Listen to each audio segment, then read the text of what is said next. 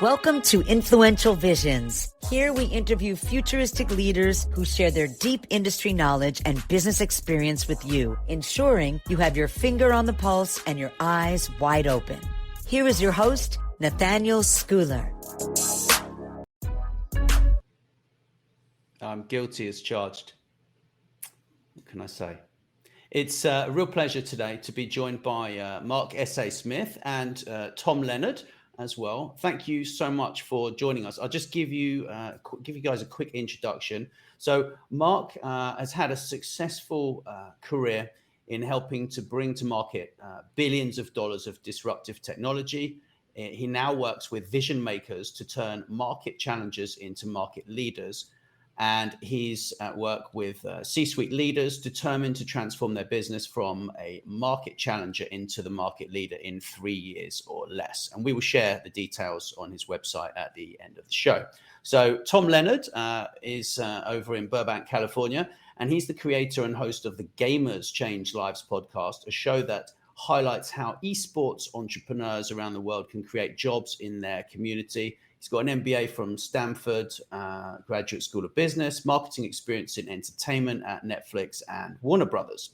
So as part of the series that we're doing right now, the 5th series on Influential Visions, we're going to be basically talking about jobs and really in the technology space as a whole. But obviously, you know, you guys, we kind of talked a little bit before the show about perhaps talking about sales and marketing jobs. And I think that's probably a good place to kind of focus this conversation around, to be honest, because I think, you know, with Web 3.0, with all of this hyperbole of excitement that's kind of happening right now, I think that sales and marketing jobs are probably going to still be there, but I think they will probably change in some way. So what do you think, Mark? Are you excited about the sort of changes that are happening at the moment, or are you a bit kind of bored like a lot of people like myself as well? all change is good just because it flushes out those who have become complacent. And we can never advance the state of our being unless we are stepping outside of our comfort zone. All right, enough of the blah, blah, blah, rah, rah, rah stuff. The reality is that marketing is the most misunderstood word in business. What is marketing? Oh, we have a website. No, that's not marketing. Oh, we have a PDF brochure. No, that's not marketing. No, pray not. Well, we do cold calling to reach out to customers, which is one of the things that we're getting more and more automation around. No, that's not marketing. Well, what the hell is marketing? It's everything you do to trigger a conversation with somebody who's likely to buy from you, and everything you do that lets them know what the hell it is that you can do that changes their life, so they want a conversation with you. That's marketing. All those things I talked about are tactics. The strategy behind marketing is to trigger a conversation either with one of your people or with your web property. And if it doesn't trigger a conversation with a person or a web property, you are throwing your money down the toilet. Send it my way. Yeah, that's a good explanation. So what do you think, Tom? Are you kind of excited about Web 3.0 and the changes that are happening, or are you not? What I like hearing what Mark was talking about, the definition of marketing is really, really good because it is misunderstood. And everyone's like, oh, I'm in marketing. Oh, okay. It's like, and then, you know, and I think one of the things I like hearing him say is it's about starting a conversation. And I think maybe I heard him say start a conversation, which is really, really good because it's not a one-time deal. Good marketing is something we used to do it, you know, all the time. Whenever, I started in email marketing before I was doing email marketing before there was spam. I mean, that's how long ago it was. But we always called it a dialogue. It's like we weren't doing the email marketing. I mean, that's what we're sending emails, but we really wanted to create a dialogue and start talking to people via email in that case, because it's not something that happens just once, hopefully. And, you know, it more and more people are, you know, you want to build that relationship over time. Well, that's what's required to create the trust that so for somebody to buy from you, because when you were doing email marketing, nobody knew who the hell you were. And nobody's going to buy in the first outreach because there's way too much risk, or they don't even know what it is that you sell. And they don't know what the benefit is to their life. And so that dialogue is required for them to get an idea of why should I pay attention to you, and why should I trust you? And that gets back to the best formula for emails, which is you have to answer 4 questions right now. Number 1, why are you bothering me? I got stuff to do. Why are you bothering me? Answer that right now. The next question you have to answer is, who cares? You better call me out by name, or you better call me out by title, or you better call me out by role. You better call me out by function. You better call me out by interest. The third one is, why should I trust you? Why should I believe you? Because if I can't believe you, I'm done. And then the fourth thing we have to make sure we ask for is, why should I do anything? So with those 4 things, you leave any of them out, you haven't got any marketing. Absolutely. So do you think that that marketing jobs are just going to continue along the same trajectory of just becoming more and more segmented in the way that they are? So more and more specialists, and perhaps less and less strategic kind of marketers? Or, I mean, I think it's best we talk about marketing separately to sales. Otherwise, I'm going to get confused myself. So what do you guys think on that one? Well, as far as marketing changing, I think that's an interesting concept to be talking about, because on one hand, it does need to change as technology changes. But on the other hand, I'm always amazed how little it changes over time. It's like one of the things that we discovered, well, certainly at Netflix, one of the things, because when I was starting out, I was doing all the email marketing there to get the first 50,000 subscribers to the service, which now they're like at hundreds of millions out there. But we had to get the first 50,000 to do the funding guidelines, to meet the funding guidelines. So we were doing that with email. But it was kind of the same concept over and over again. I always call marketing at Netflix is the one-trick pony.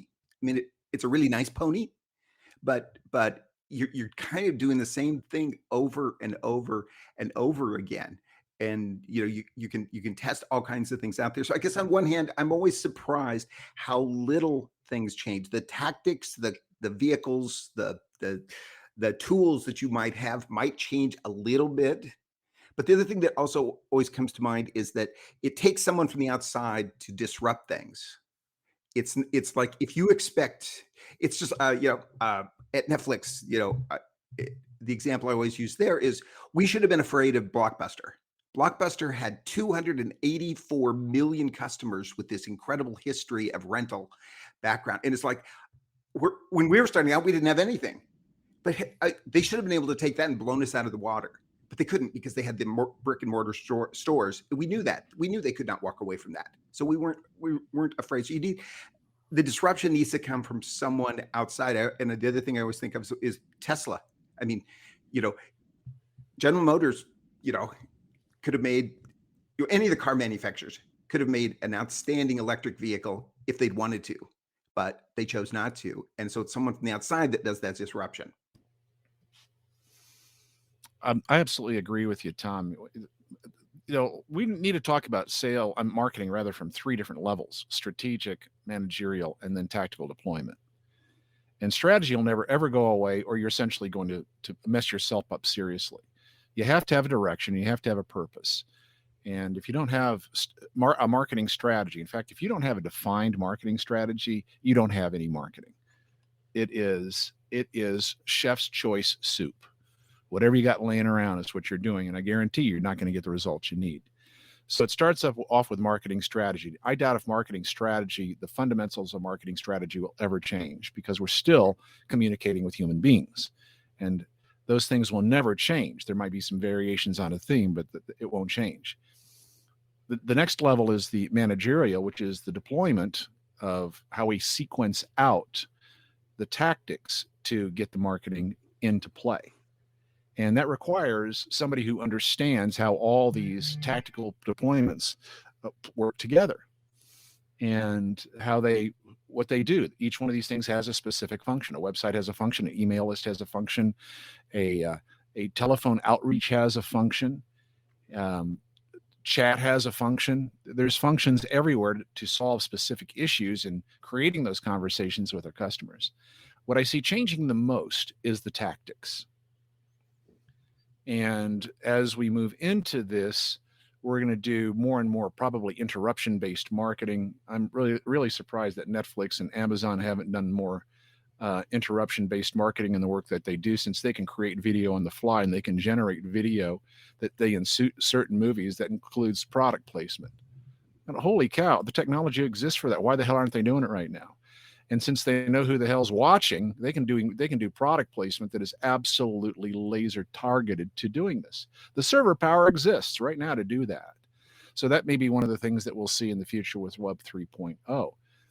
And I also believe that we'll see a lot more AI influence, where we'll have an array of marketing tactics, and the AI, based on getting to know the person that we're targeting, is going to select the one that is the most effective for them in this moment. What is the one that's going to interrupt them the best in this moment? What's the messaging? We're going to get predictive analytics online. It's happening now. Heck, it happens at Netflix. What should I watch next?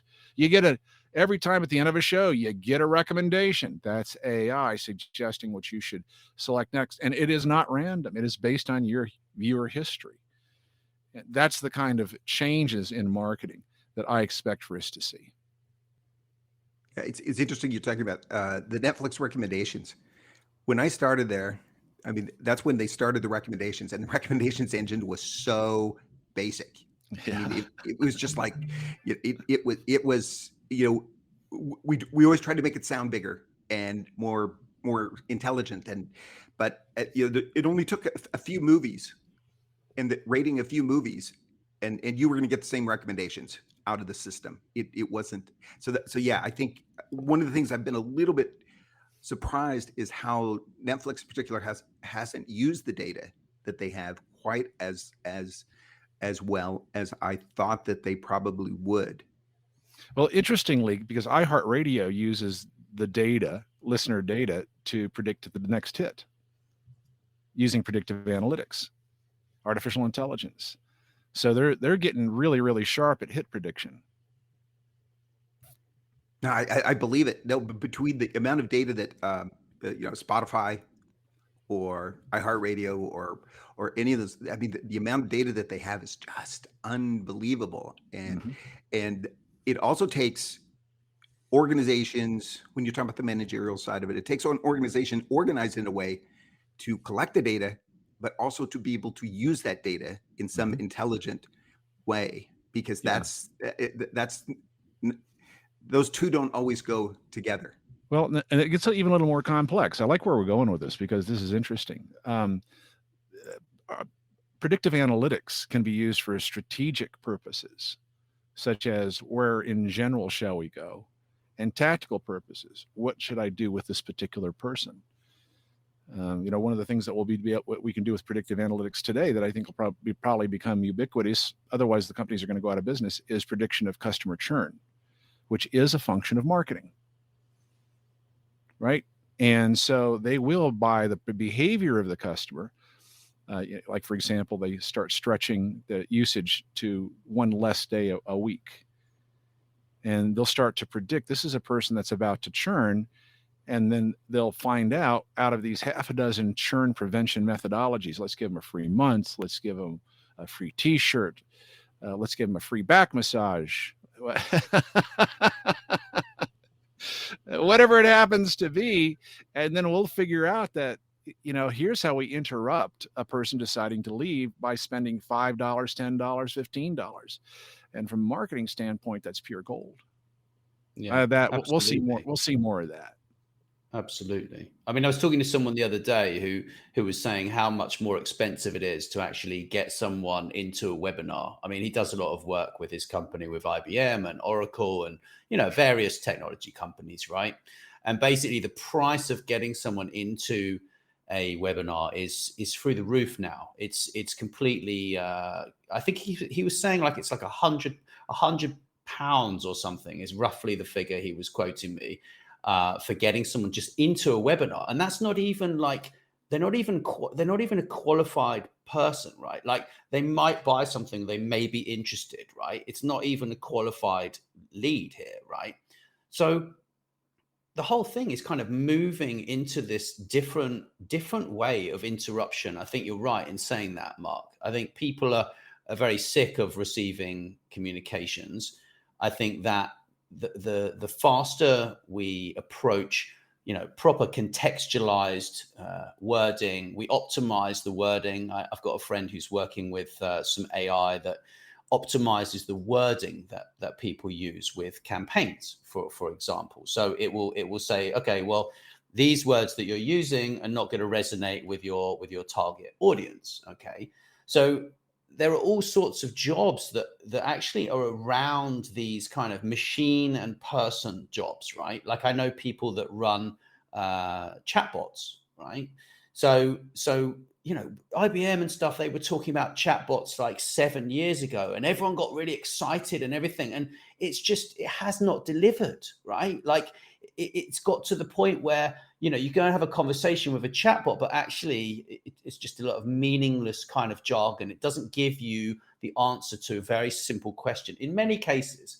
But I think that the people that go in and edit those transcripts, they are becoming, much more valuable, and actually it's kind of exciting. Like the whole way that it's evolving is very exciting. I'm kind of still a little bit on the fence about how it's going to work when it comes to like augmented reality, virtual reality.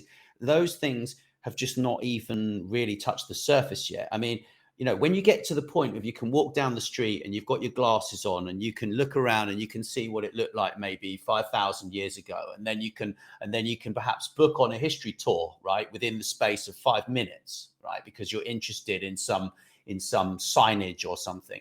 That's exciting for me. That I think is the way that we're heading. But is it going to be fast enough to actually gain critical mass, or is it going to be just this case of just bored, fed up people with promises that this amazing world of VR is gonna happen for them, right? Because AR is different. That's a separate thing. So what do you guys think about that sort of space? Take it away, Tom. Well, one of the things I was going to ask you guys is when we're talking about predictivity and AI and the use of AI, is there anyone out there outside of the streaming entertainment side of things? Is there anyone out there that's doing it right, that you're looking at and you're saying, wow, those guys really know what they're doing? And Probably I'm Amazon. really good.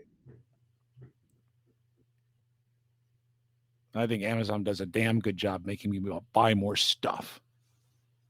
Absolutely. And it's not in an intrusive, pushy way. It's in a way, oh, actually, I need that. So I don't have a problem. I don't have a problem if I've got the money, right, at the time, and someone says to me, oh, I think you need this. And I'm like, actually, they know, like, I need these motorcycle gloves. I need this oil. I need some brake pads, and I need, whatever it is. Doesn't matter what it is. But if it catches you at the right time, I think it's wonderful. It's absolutely wonderful. It's a superb way of doing business. And Amazon are the company to watch, really, when it comes to this, to be honest. Well, they do upsell by showing you something with a few more stars. And they do cross-sell with, this is usually bought with, and son of a gun if those recommendations often aren't solid. I bought my girlfriend a new pair of ear pods because I wanted to hear her better. And the recommendation was to add the charger. And I said, the charger's not included? Hell yeah, we're getting the charger. The transaction just was bumped up by 10 points because of that AI.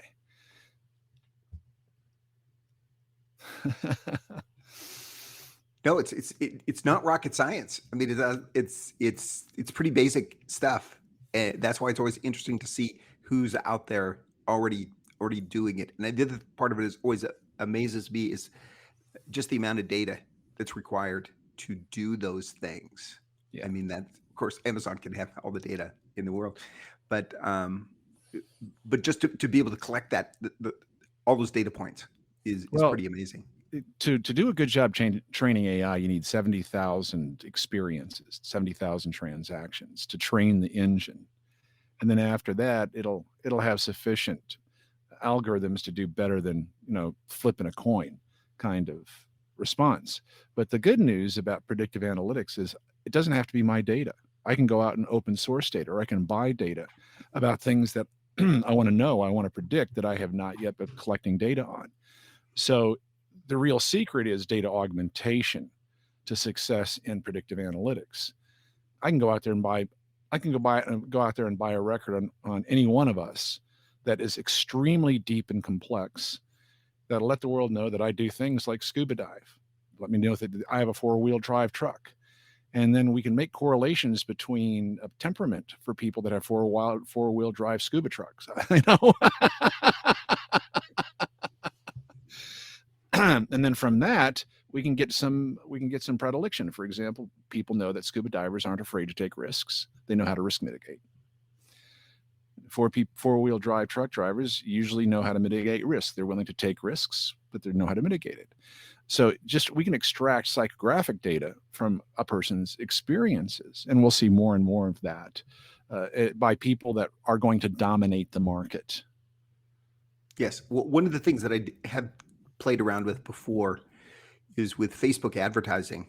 And when it comes to, if you have an audience that you can bring in, and then you can do the lookalike audiences, which, it's just, I haven't been able to spend enough time or money to figure out exactly if how good they are. But just the whole concept of then, just like you're saying, not using just my data, but taking my data and then using everyone else's data that is similar, and then getting me to spend more money with advertising with them. I think that's just phenomenal.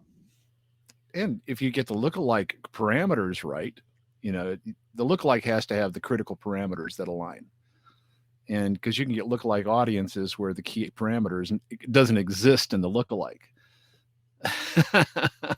And that's the part that you have to be very careful about is, am I getting the meaningful lookalike alignment? And otherwise you can spend hundreds of thousands of dollars searching for something that is not there.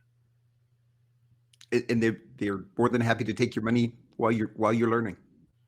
Exactly right. Yeah. So what do you think about the next kind of wave then of jobs in terms of, in terms of marketing jobs within technology as a whole?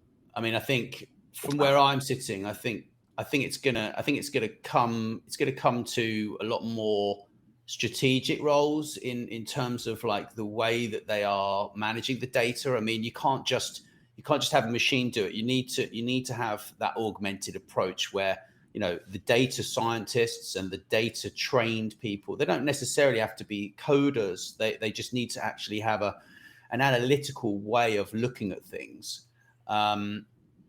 I think it's going to be quite interesting in the way that things are going to evolve. I mean, there are those guys, there are the creatives as well. Are always, we're always going to need creatives. Yes, there are programs that can create imagery and everything else, but you still need people to direct those things at the moment anyway. Do you think, Mark? Yeah, I think that what's going to happen is we're going to have fewer jobs at the tactical level and more jobs at the managerial directive level. The jobs at the strategic level will stay about the same, because that's the chief marketing officer's role, is to come up with a strategy with the CEO and the rest of the C-suite. And so what has to happen, though, is that if you're going to really do this right, you have to understand what strategy is. And so strategy is the second most misunderstood word in business. You can ask, as I have done, on a webinar, 15 CMOs, what is strategy? And they all had a different answer. And so one of the challenges is strategy is something that has to be taught to you. It's not innate. Strategy is a skill that is not natural to the human being. We are hunters and gatherers. It's wired into our DNA. And so for most people, that strategy is a mystery, and sometimes they They have no idea how to go about it. But the reality is strategy is looking into the future and creating a path into the unknown. And that scares most human beings. So I'm really curious, Mark, when you're talking to these CMOs, are they apprehensive about the future? Over time, what have you been seeing over time? Are people at that level more apprehensive or more excited about what's coming? They're actually more excited than apprehensive. Now, keep in mind when you get to the chief suite, your job is to foresee the future. And if you can't, you have no business having a C title. That's why I say chief joy officers aren't a thing. But keep in mind that a chief marketing officer's horizon is quite short. It tends to be 1 to 2 years. Whereas a CEO's horizon is going to be 5 to 10, and if they're really good, 20. Chief revenue officer is going to be 1 to 2, depending if they have real estate acquisition in their future, and that might be a little further out. And chief operating officers typically have 1 to 2 years horizon. Chief revenue officers, their horizon's very short, 1 year, maybe a little longer if they've got some serious growth plans.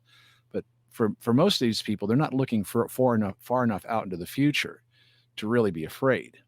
It's the chief executive officer that's the one that usually has to pull their pants on and buckle their belt tight because they're being asked to lead into a future that's chaotic, unpredictable. They have to direct the company to where the customer will be spending money in the future. That is really fundamentally the job of a CEO. And to essentially rip off Wayne Gretzky. So when it comes to, I just out of interest, I was looking into NFTs the other day, not to buy any, but just noticed an article about, I think it was Prada, who actually they'd launched like a very interesting limited edition series of T-shirts, which were accompanied by an NFT. I don't know if they sold the T-shirt first or the NFT first, and it came with the T-shirt. I'm not quite sure, but I think that kind of digital and also physical approach is working quite well. And the reason I love NFTs is because actually the creator of that NFT will get paid for life if they resell that item. I think that is quite an exciting prospect for creators. How that is going to work when it comes to marketing and sales jobs, I think is gonna be interesting. They're going to be some obviously strategic people who come up with this scarcity offer that is out there, because that's in essence, that's what we're talking about here, right? It's like create a product, make it scarce, sell it for some good money, and then you're creating something that gives the press something to talk about. You're embracing a new technology, right? So I don't know. I'm looking at this and I'm saying, well, how do we make this connection with sales and marketing? Are marketing jobs taking away sales jobs? Are there going to be more sales jobs because of marketing and the way that marketing is changing? So then, there are going to be more account directors who need to explain what the hell is going on in marketing. I think from where I'm sitting, that and what we've just talked about, account directors are probably going to grow, whereas people who do the tactical work may shrink. So the middle management of actually the agency world, and it may change in that department. What do you guys think on that, Mark? Do you want to go first on that one? I'll be glad to. When it comes to NFTs, essentially it's the new Beanie Babies. My ex-wife has a huge collection of very, very valuable Beanie Babies worth absolutely nothing.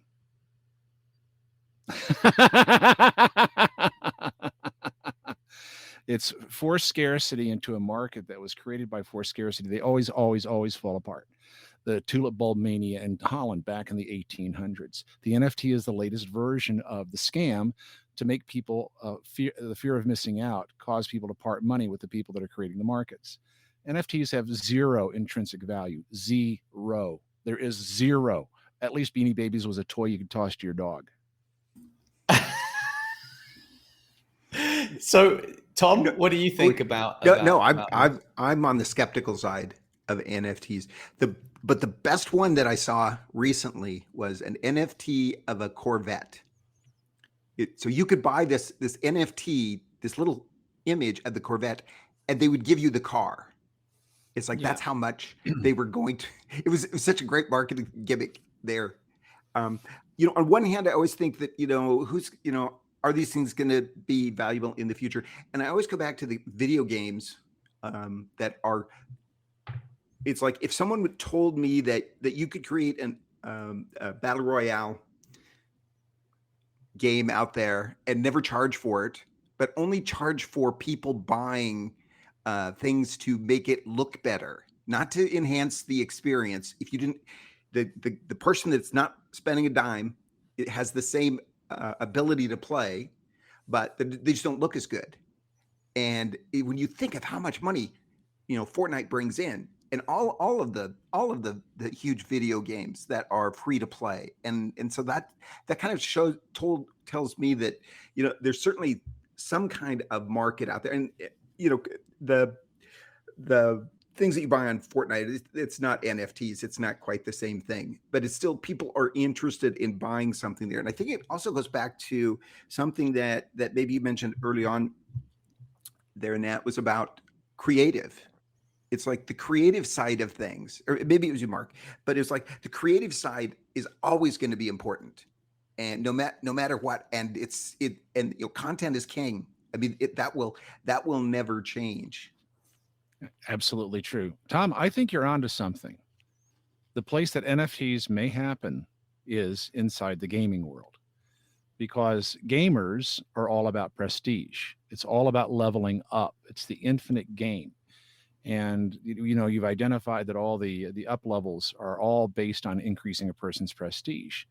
Well, they can sell NFTs within that environment very easily because the market already expects a level of prestige and rareness.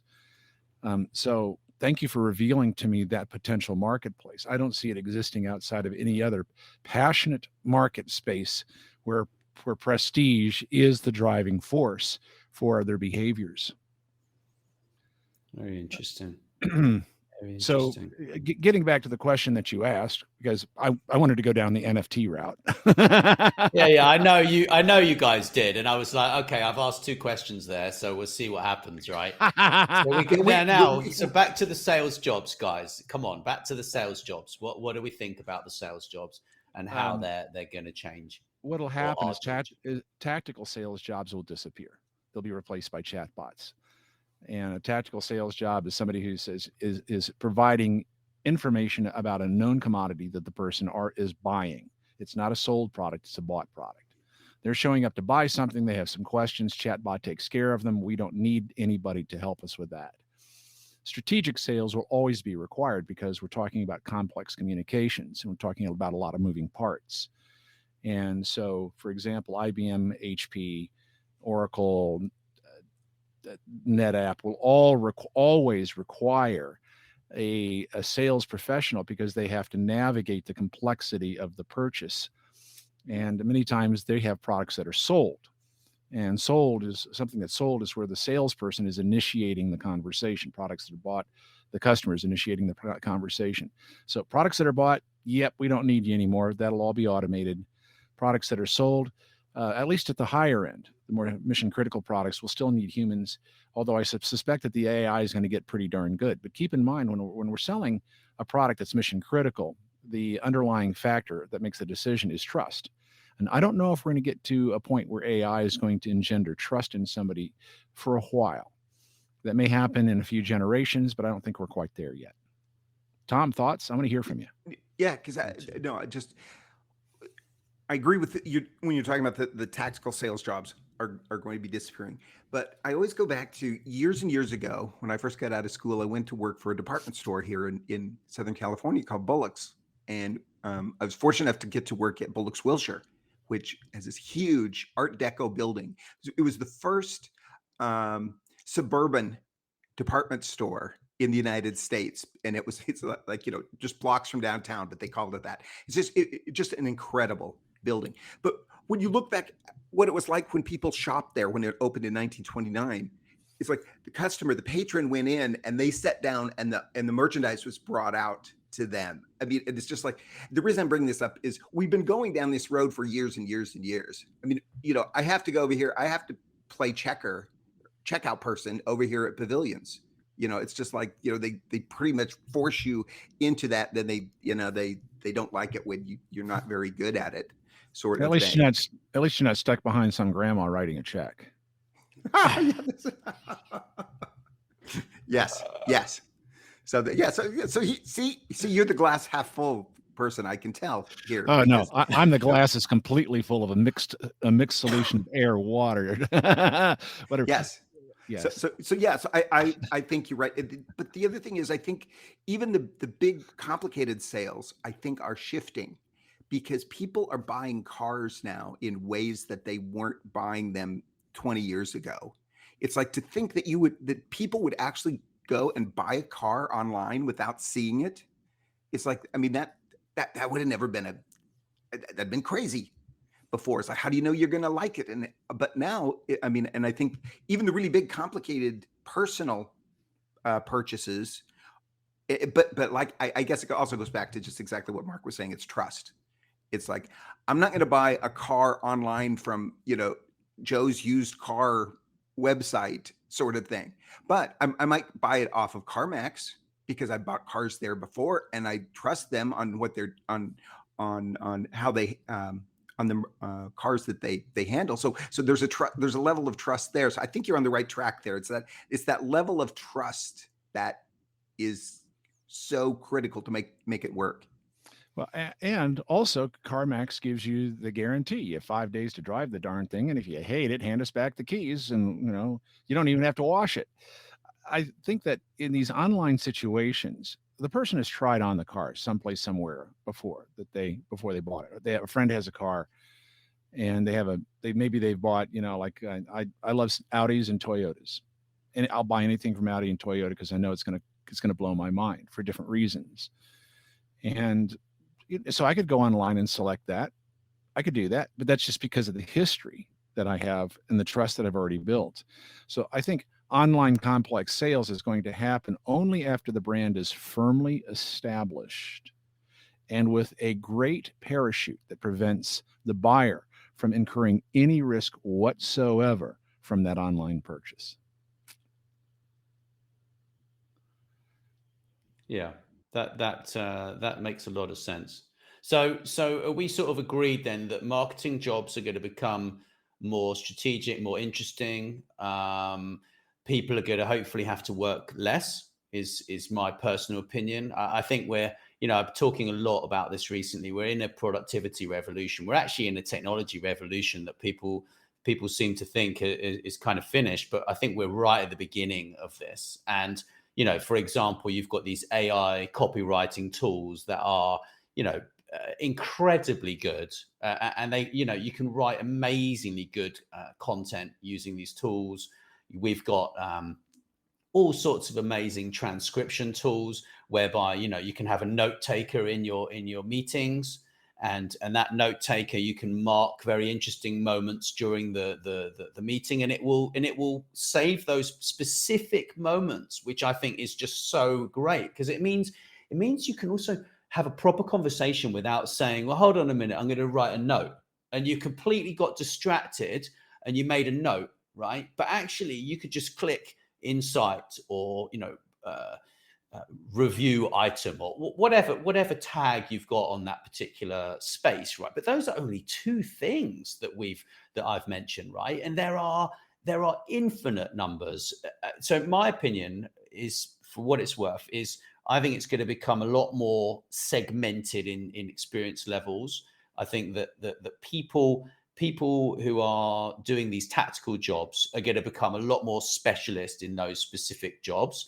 And I think that they're going to be a lot more like boot camps, which is like, oh, okay, I need to learn this new skill for this new job. I'm going to go away and I'm going to learn this new skill. And when I come back, I'm going to be, 2 weeks full training, and I'm going to come back and my mind is going to be, at one with the machine that I've kind of been working on in my opinion. And I think that it's going to be quite exciting. I think that being in a marketing job right now is very exciting. I wouldn't want to be particularly in a sales job right now, unless I was like top of my game in that particular space. I think that it would be quite hard.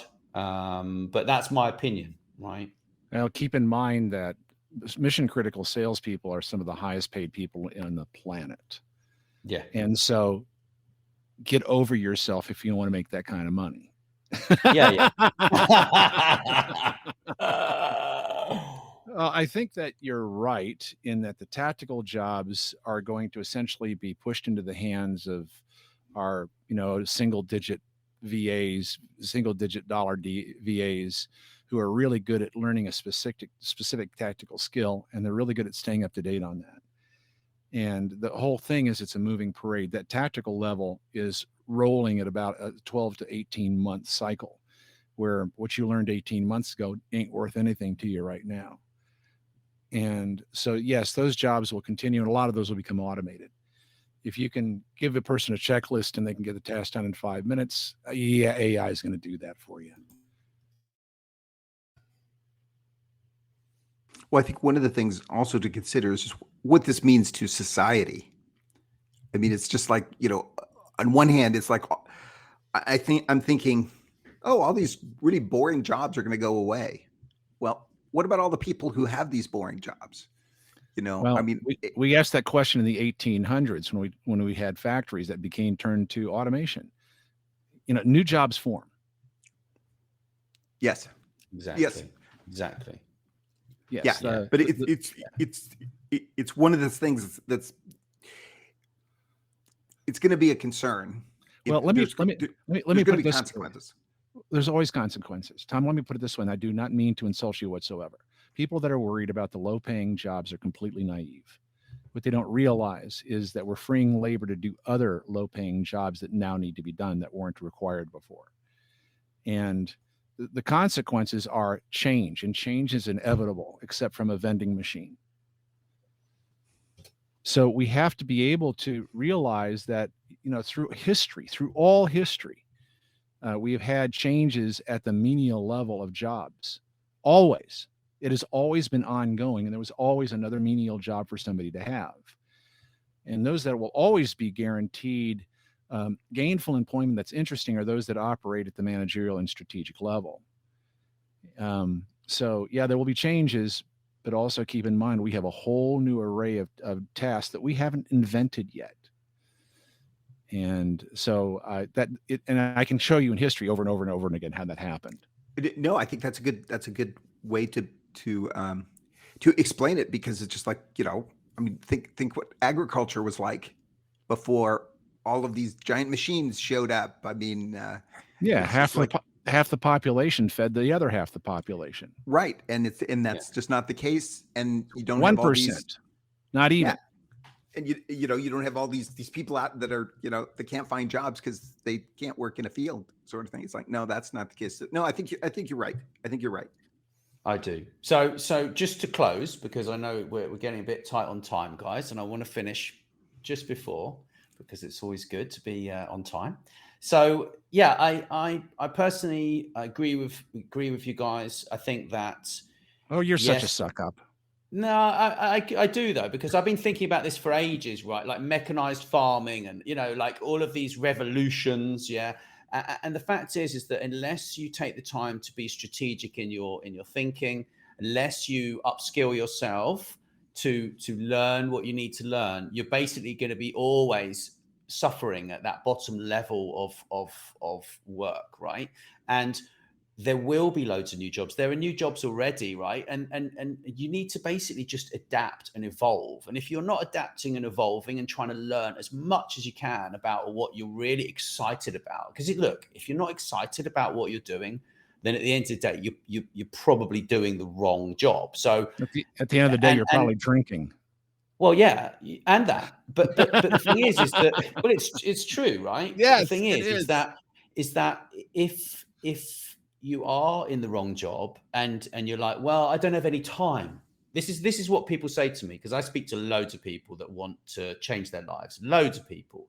They're like, well, I'm too busy. I don't have time to study. I don't have this. It's like, look, you can go and you can learn about any freaking thing that you want. You can start on YouTube, you can go to Audible, you can listen to books.